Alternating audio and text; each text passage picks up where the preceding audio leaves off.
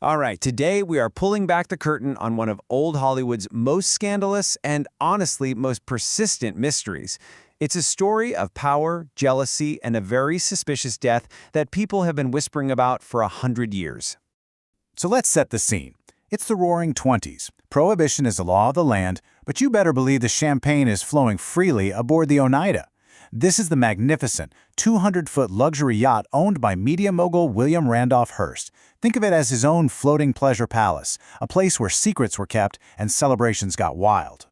And what was the occasion? Well, it was a weekend cruise to celebrate the 44th birthday of Thomas Ince, a pioneering film producer who was actually known as the father of the Western.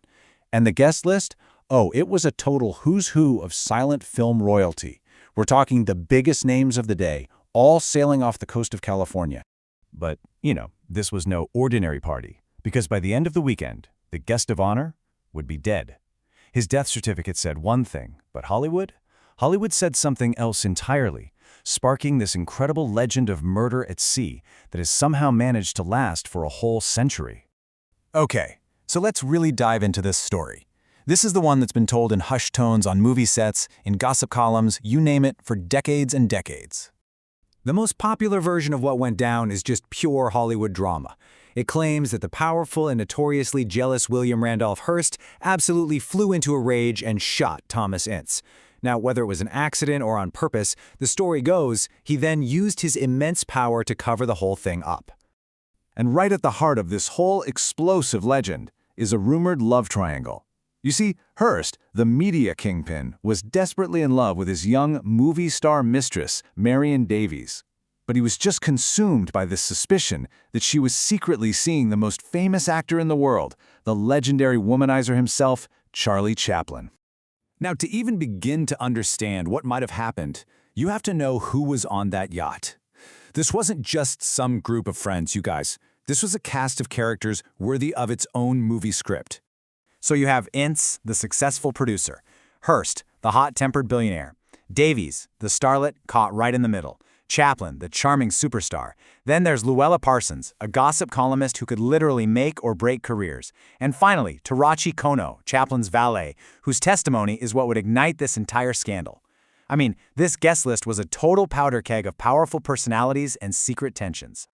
So we have the perfect setup for a Hollywood scandal, right? A story so juicy it just feels like it has to be true. But is it? What actually happens when we start to separate the whispers from the verifiable facts? Because, it's funny, when you step away from the legend and you actually start scrutinizing the real records and accounts from the time, the whole story starts to unravel. And right here, the official record just completely challenges the legend.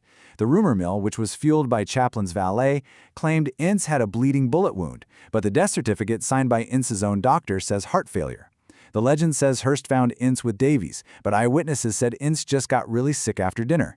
And that sensational headline, "Movie producer shot on Hearst yacht?"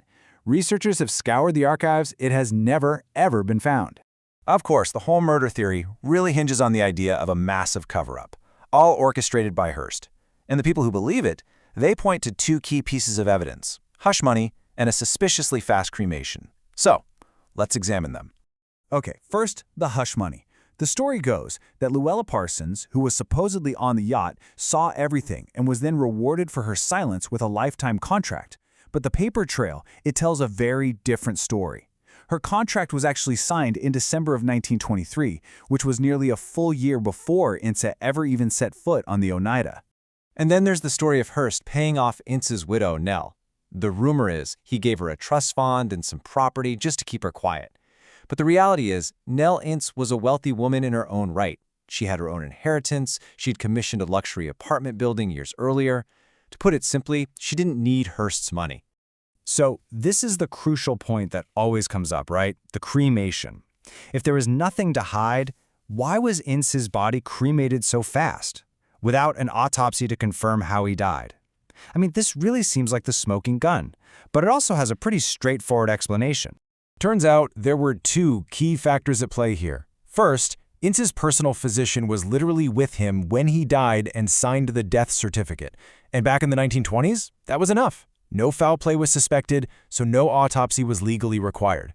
Second, and this is just as important, the Ince family were followers of theosophy, a spiritual movement that actually advocated for quick cremation as part of their beliefs. So the family wasn't avoiding an investigation, they were following their faith. So if the evidence for murder and a big cover-up is really this weak, then why has this scandalous story not only survived but actually thrived for an entire century? Why are we still talking about it today? Well, part of the reason is that even people at the time were really suspicious. This quote from fellow film pioneer D.W. Griffith suggests that even if it wasn't an outright murder, there was this feeling that something happened that weekend, something Hearst desperately wanted to keep hidden. His reaction to just hearing Ince's name was enough to fuel the rumors. The most probable truth is, well, tragically mundane.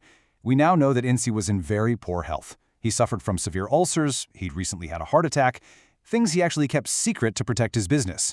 So a weekend of rich food and drink, things forbidden by his diet, likely caused a bout of acute indigestion that triggered his already weak heart. It was a terrible accident, but it wasn't a crime. And ultimately, that's why the legend lives on. A man dying from a health condition, that's just not a very good story. But a story of a jealous media tycoon, a beautiful movie star, a world-famous lover, and a murder on the high seas? Now that story perfectly captures the dark, glamorous, and scandal-prone narrative of old Hollywood itself. In the end, the myth of Thomas Ince's death persists not because of the evidence, but because it tells a deeper, more compelling truth about the world that created it, a world where perception is everything, and a really good story is often way more powerful than the simple facts.